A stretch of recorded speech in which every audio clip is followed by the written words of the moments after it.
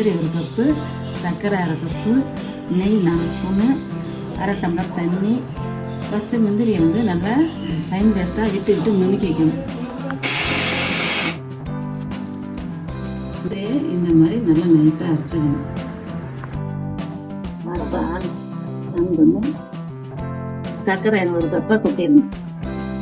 கொட்டி இந்த 1/2 டம்ளர் தண்ணியை ஊற்றணும்.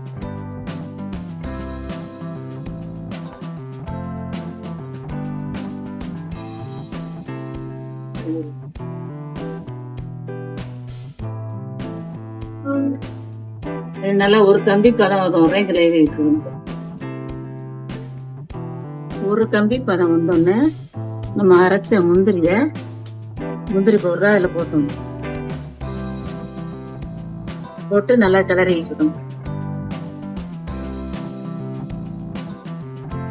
நல்லா எல்லாம் ஒத்து வர்றது மாதிரி கிளறணும். ஒட்டாம வரும்.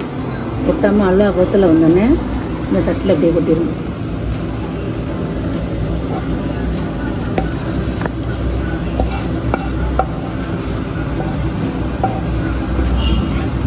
கொட்டி இதை சமட்டியாக தடவிடணும்.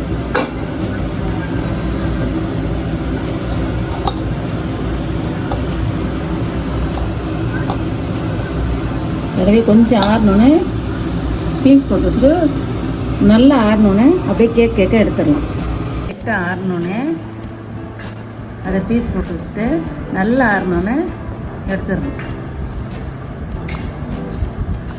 இந்த மாதிரி பீஸாக எடுத்து தனியாக ஸ்டோர் பண்ணி வச்சுட்டு சாப்பிடணும்.